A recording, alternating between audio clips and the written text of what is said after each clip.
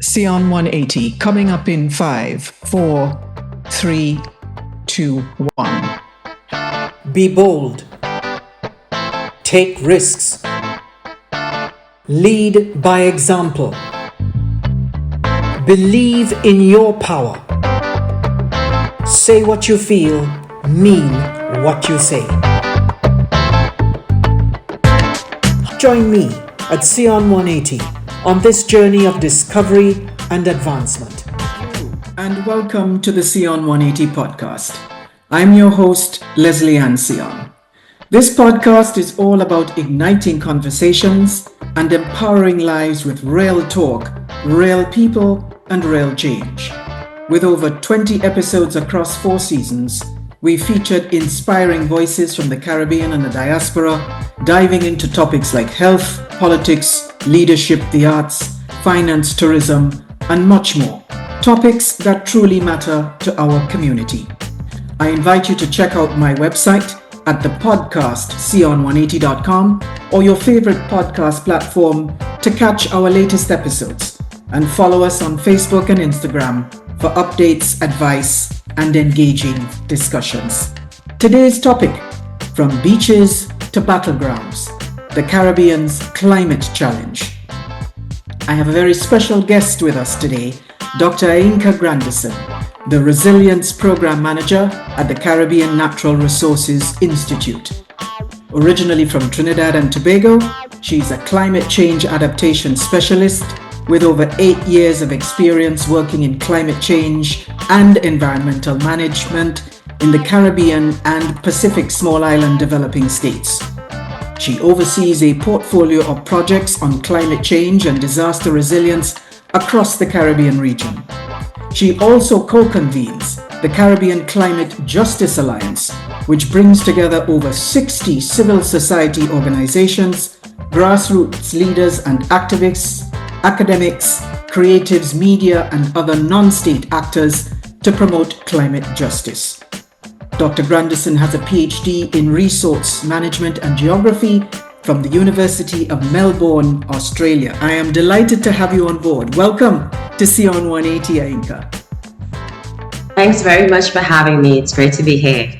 Lovely. Thanks for this post-carnival Sunday morning discussion on a topic that I know is near and dear to you.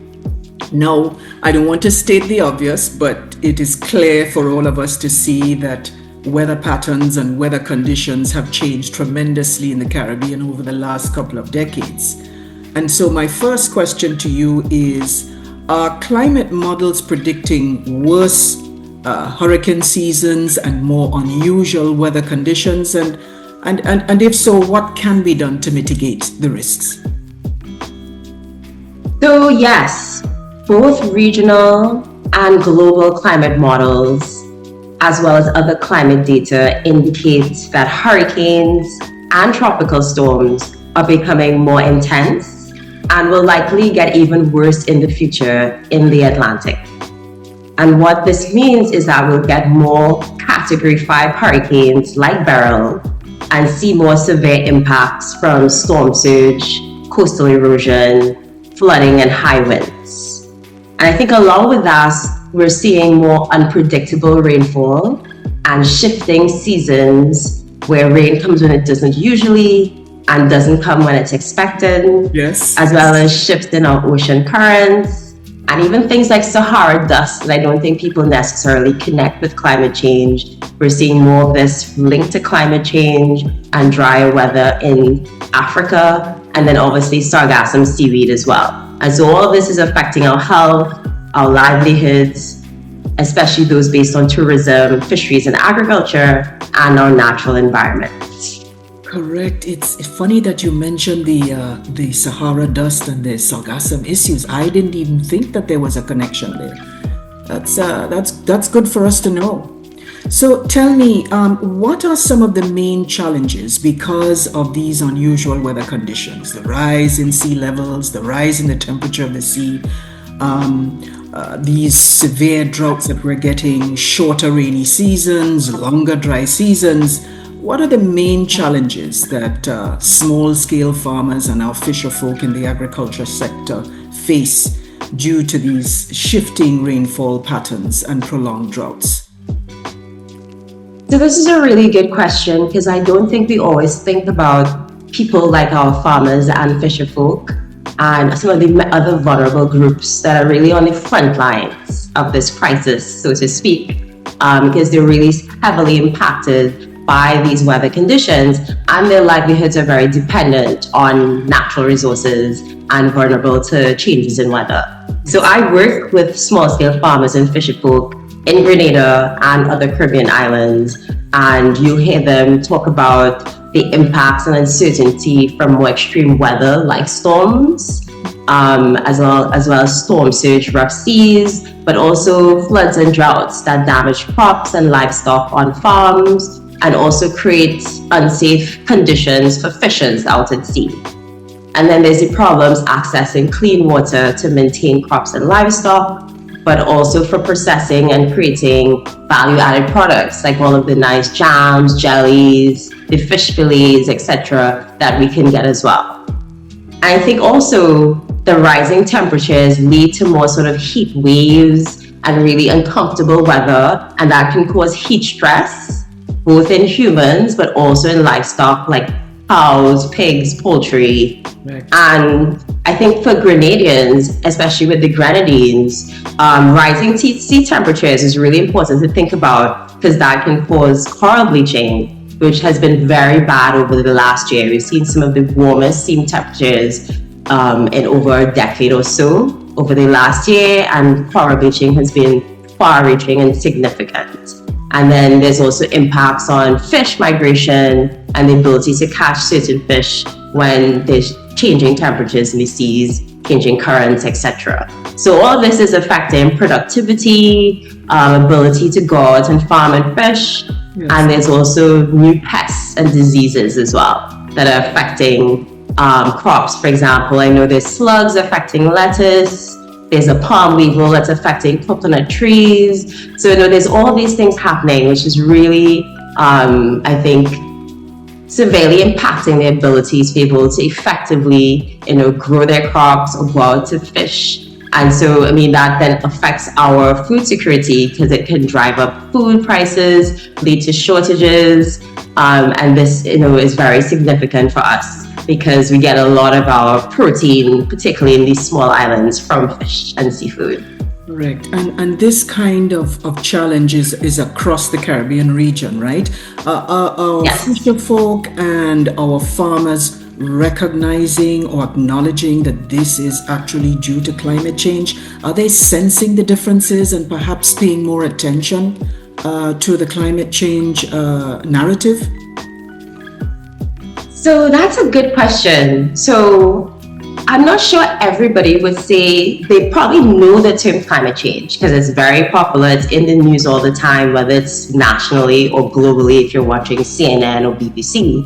But at the same time, I'm not sure how much they connect the science of the climate changing with what's happening. But I do think if you ask them if they're seeing changes in their crops, changes in their livestock, changes in weather patterns and seasons, if you ask it in that more sort of down to earth kind of simple way, they'll definitely tell you, yes, I've seen all of these changes and here's some of the things that we've been trying to do. So I think firstly, there are things like developing early warning systems, including even apps that farmers and fishers can use to better understand how weather is changing when the extreme events coming, like storms, floods, drought, or even sargassum is meant to be washing up onto shore, and so they can prepare accordingly. So I think that's one of the things that we've been working on to try and address the fact that there's these shifts. Yes. And I think farmers are quite innovative. They're dealing with a lot of risk generally, and so there's persons who are looking at how they can plant more drought-resistant or flood-resistant crop types, or different types of livestock that can deal with harsher conditions, more heat, etc. There's certainly a growing use of greenhouses for farmers who are growing vegetable crops, for example. There's use of things like hydroponics, aquaponics, drip irrigation, and things like that are more water and energy efficient. And they're also investing in things like solar panels, so that they can reduce their energy costs and not be so reliant on, the electric grid. When power goes down, then you have nothing to power the farm and the fishing facility, for example. So I think there's some really interesting things that they're doing so that they are less susceptible to these different changing conditions that can wipe out everything in your income if you're so heavily dependent on one crop or not, thinking about how to be diverse and have backup. So I think this helps to enhance their resilience. And it's kind of interesting to see that they are trying to innovate. That's good, because I was going to ask you about what innovative solutions are being pursued. So it's great that you mentioned that. My follow-up question to that would be, are the farmers doing this on their own, sort of figuring it out as the years go by, or is this in conjunction with new policies or education forum, for instance, that allows them to develop these innovative solutions? Because normally farmers and fisherfolk in the Caribbean are sort of stuck with their traditional methods, no? And it's difficult to get them to change because that's the way it's worked in the past. So why should we change now? And they're usually in an older age bracket. So can you tell me a little bit about that? What sort of work are we doing in the region to assist in developing these innovative solutions to combat the climate change and the change in seasons?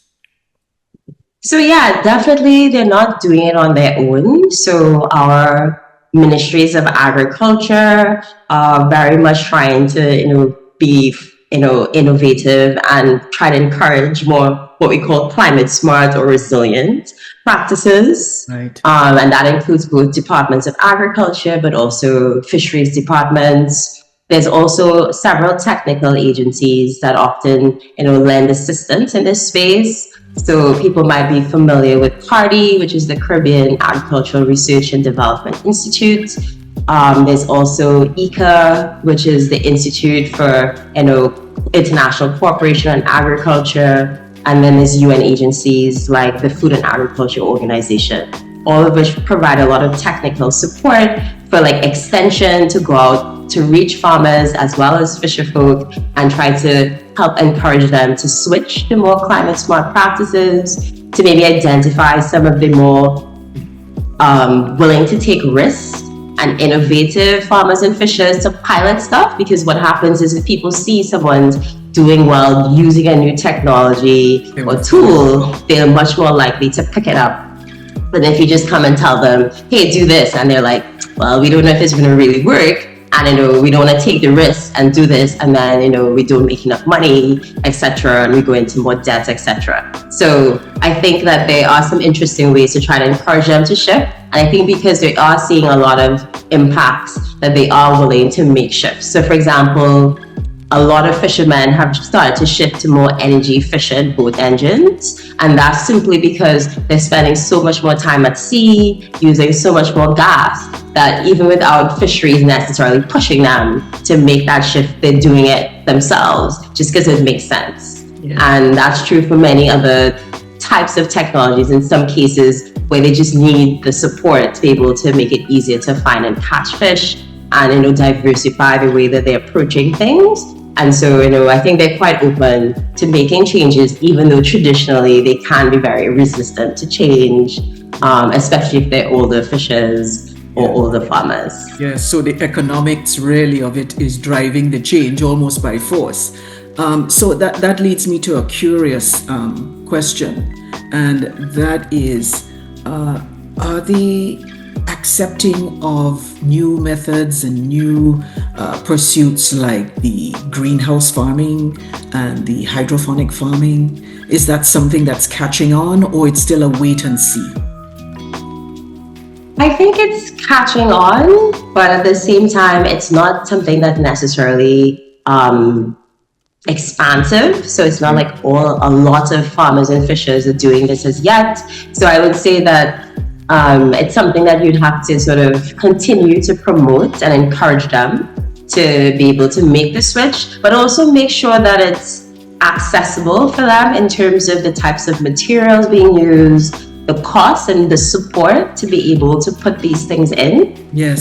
Because access to finance, access to insurance for both farmers and fishers is actually very difficult to get often. And so it makes them quite risk averse in some cases to do new things because it's expensive equipment, materials that they have to put in, and they need to be able to ensure that it's going to work effectively and they have some sort of backup for it. So I think one of the key things is making sure that there is financing and support to do these things, and then there's the insurance to make sure that they do have the protection for this expensive equipment, but also protection for the farmers and fishers in terms of social protection when they can't work or there are disasters and there's serious impacts on them.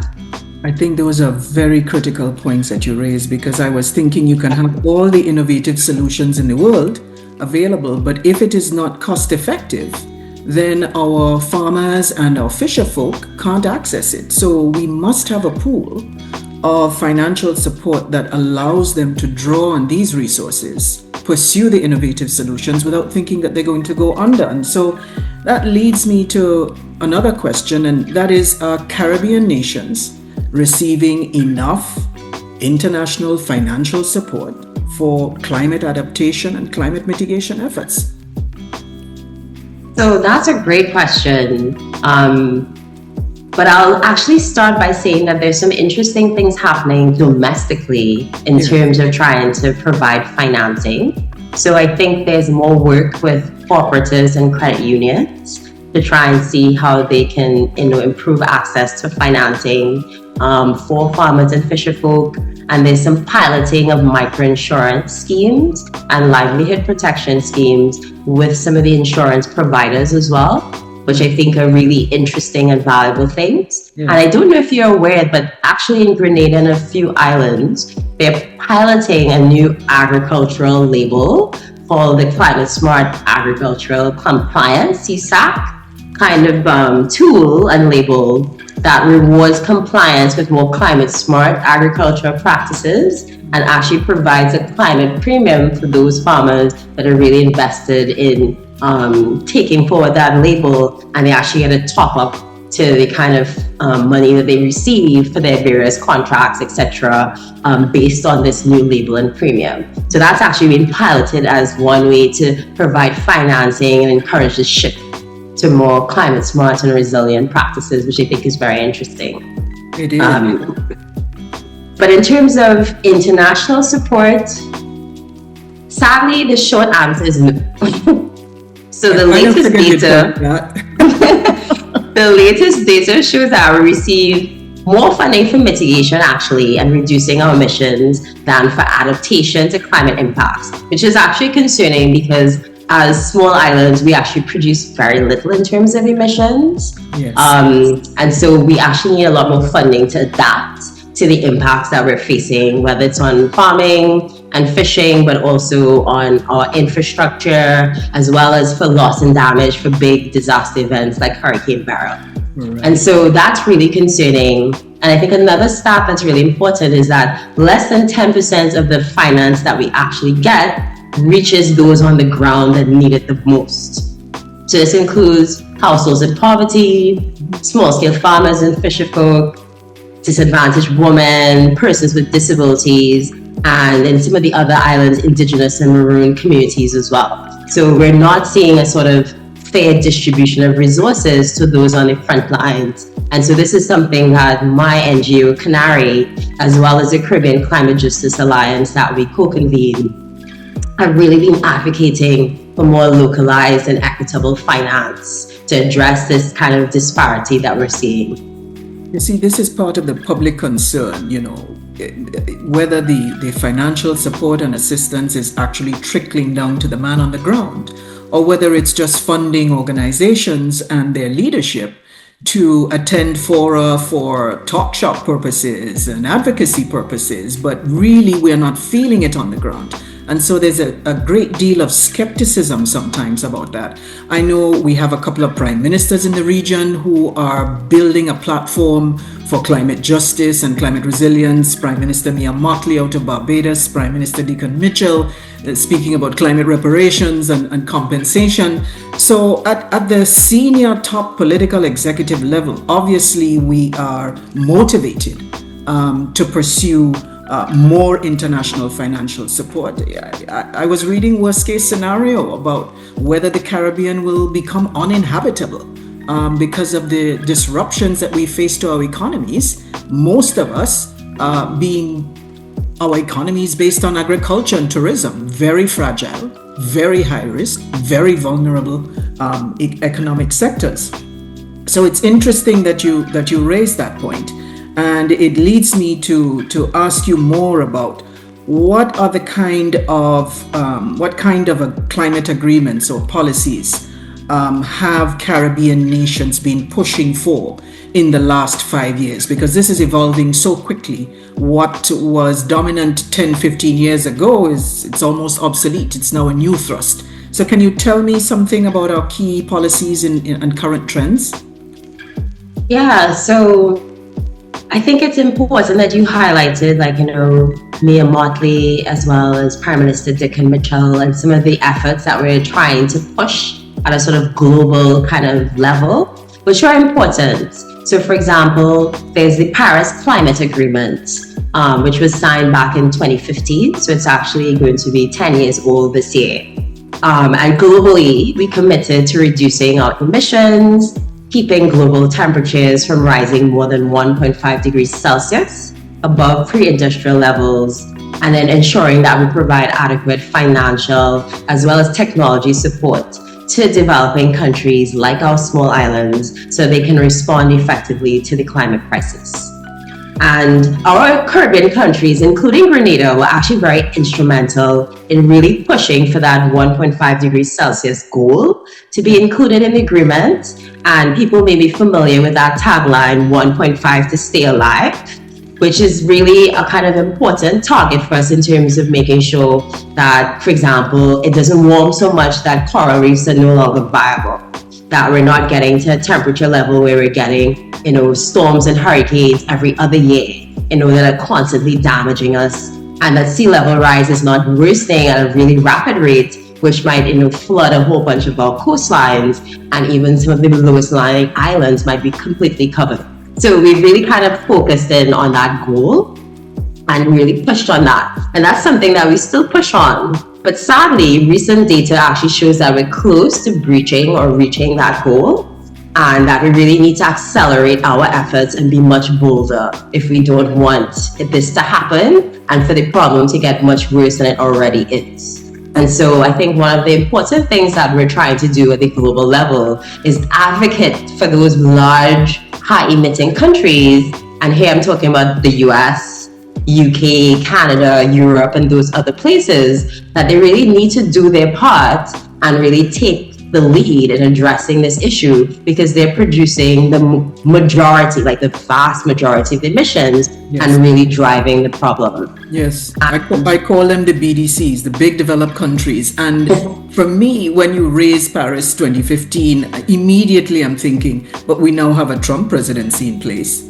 And we know what that administration's viewpoint and perspective is on climate change. Are we going to suffer as a result of that? Because it's very frustrating in the Caribbean, where we undertake all these efforts to reduce the emissions, etc. We're so vulnerable.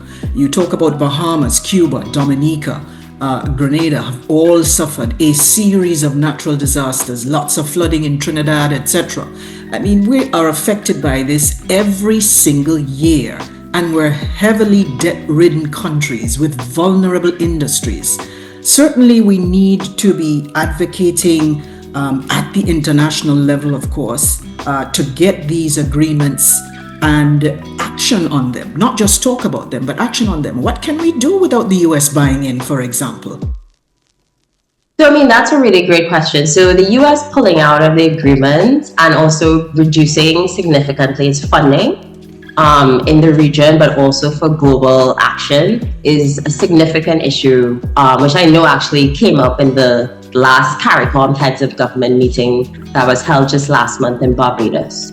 And so I think one of the things is we have to kind of wait and see how the geopolitics works out. In previous times when there was Republican administrations who also pulled back on how much climate support they were providing, European countries and others kind of tried to fill the gap, so provided more funding. There's also the private sector and other opportunities that we can look at how we can leverage. So the US is not make or break, they're very important, but there's ways to sort of work around them not necessarily being on board or showing the leadership that we want them to see. But obviously we also need to keep negotiating and pushing for things to happen, because, you know, while the government, the federal government has a specific stance, remember specific states like California are still very progressive and do, you know, what needs to be done to address issues. So we'll kind of have to see how it plays out, but it is a major concern. And I think in particular, we need to keep pushing around the climate finance kind of area in terms of making sure that we're getting adequate support, whether it's through the US or other bilaterals, but also the big multilateral funds, and also thinking about how we can leverage private sector. Because I think last year they set a new target, which was meant to be 1.3 trillion US annually being provided to developing countries like our Caribbean islands. And in fact, they only agreed on 300 billion US a year, which is much below what we were hoping to get. And so there's a real scope to push to scale up and out the amount of financing that we're receiving, and to get a little bit more creative in terms of where that's going to come from as well, in terms of thinking about the private sector, but also crowdsourcing, how we leverage the diaspora. You know, there's various really interesting and innovative things that can be done. And so I think that's an area that we can really push on and see what we can make happen. Yes, I guess it's every drop fills a bucket, right? Every drop of water fills a bucket. It may come drip, drip, but eventually you're hoping to get it full. I'm not sure that we've got the time on our hands to allow for a drip, drip kind of policy. And so when you have a big international player like the US that would be backing away from aggressive pursuit of policies that can assist us in the adaptation and resilience measures, it leads me to believe, are we looking at changing our methodologies?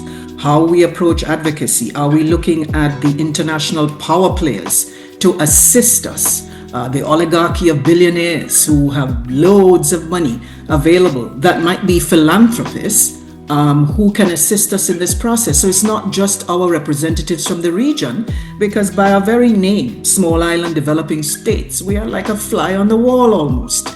Nobody's looking at us. So you do need that frontage of someone with backing of resources, profile, and power to assist us in the advocacy. Do you think that's worthwhile following? Yes, I definitely think that's exactly what we need to do. We really need to put ourselves out there, you know, advocate really effectively, be very sort of front and center. So, for example, Prime Minister Motley gets a lot of attention when she goes to international meetings, but we need to have other prime ministers also kind of there, and we need to be showing a collective face and front that backs up, you know, the things that she's calling for, which I think are all very relevant. In addition to that, I think courting, as you said, these kind of international billionaires and philanthropists who have funding that can support us is an also really interesting and creative way of looking at this. For example, I believe it's Michael Bloomberg that said that he would fill the gap from the US government to the UN climate change agency and other sort of arms that it works on, so that, you know, they would still have the funding they need to do the work that's much needed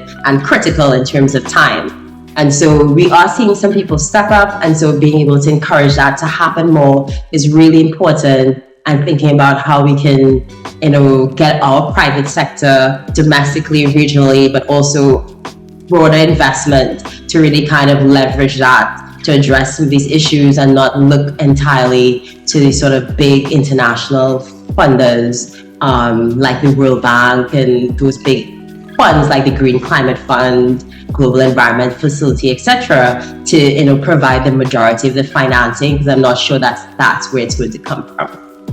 Yes, I think we need to look at that quite serious, and maybe our prime ministers of CARICOM and NGOs like yourselves can certainly collaborate to target this, because a lot of them enjoy cruising the Caribbean with their mega yachts. They're in our harbors and our ports all the time. They enjoy the weather of the Caribbean and the beauty of the Caribbean. So why not assist in keeping this source of enjoyment on as long as possible? It's just that we have to meet them in the right place and get them to buy in and sort of appreciate what's the vulnerability of our region. And I think it's not just the Caribbean, also the Pacific small island states as well. Combined, it can't just be done in isolation.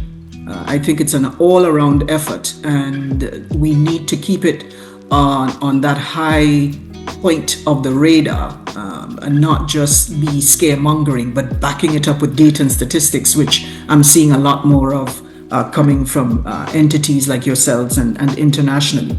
So tell me, as we're wrapping up the podcast, the international partnerships that we are pursuing at the moment, have you actually seen sufficient progress in terms of, specific to the Caribbean, the Caribbean's fight against the climate change? So yeah, there's some interesting things happening. So linked to the point that you just made about trying to leverage investors and wealthy individuals, there is the Caribbean Climate Smart Accelerator, which is one of the mechanisms that's trying to do exactly that, trying to bring in funds from investors and target it to different initiatives that meet these sort of climate smart targets that we want to see, and that the investors think are innovative and a good value for money, because we still have to be able to, I guess, encourage them to give the funding. And so it has to kind of meet some of that criteria. And then some really interesting stuff, I think, in terms of setting the precedents, in terms of demanding that there's action, and even being able to force people's hands a bit in terms of litigation and legal tools. Yes. There is currently the advisory opinion that's in front of the International Court of Justice, Yes. the ICJ. Yes. And so that has been brought forward by Vanuatu and a number of other small island developing states, including, I think, Antigua and Barbuda and some others from the Caribbean. And they recently presented their arguments in sort of late November, early December to the court, and really kind of highlighted a range of evidence and data, as well as talking about all of the impacts that are being faced by their countries, but the most vulnerable communities and groups. And I think it also allowed space for civil society and others to also present their case, so it wasn't just governments. And I think it was a really interesting process. And now we're going to have to wait to hear what's the final opinion. And obviously, this is not binding in the way that there's no sanctions or anything that's going to come out of it. But it does set a legal precedent, so that if they actually state that climate change is a significant crisis, is threatening human rights and causing all of these impacts, and that you must do something to address it, that provides that sort of legal basis for many other sort of cases to go before courts, whether it's nationally, whether it's regionally, in our case to like the Inter-American Court of Justice, etc., to really push for action to happen. Push for big companies, whether it's oil and gas companies, etc., to do the right thing, those types of things. So I think that could be an interesting also way for us to be able to more strongly advocate and have more tools in our toolbox to really push for change. Yes, diversity of tools to hit this global problem that affects us so badly in the Caribbean. Dr. Granderson, any passing words, any last minute thoughts that you'd like to leave our audience with. This is such a very interesting and detailed topic. I wanted to ask you about building codes in the Caribbean. Can we get to harmonizing them against, the hurricanes and so on? But we've run out of time. But I'd like to give you a chance for just delivery of a message to those of us in the Caribbean who are still skeptical about climate change. Well, maybe to those who are skeptical, but also to those who are maybe feeling a little bit concerned or depressed about the state of affairs, because I think there's both people who are still not sure it's that big a deal, and then there are people who are seeing the impacts and are very worried because they don't feel like enough is happening, and so they're quite kind of depressed about it. Yes. So I think, recognizing that I think collectively we have a lot of ingenuity and creativity and resilience that we can draw on in terms of trying to address this problem head on. I think there's lots of little things that we can do, but also there's things that we can do collectively, whether it's at the local community level, but also nationally in terms of putting in place the right policies, budgeting effectively. I think Grenada is actually one of the first countries to start doing climate tagging in their budget so that you can actually trace how the funding is being used, and that kind of helps you to really understand where it's going and how much is needed, etc. So there's some really interesting things happening. I think trying not to despair and also not being laissez-faire about this is really important. It's everyone's business, as I love to say. Yeah. And so everyone needs to do their part to really kind of understand what the solutions could be, and not only make sure that they're happening at the individual or community level, but advocating that our governments are doing more, and also those in the international stage are doing more to really address this significant crisis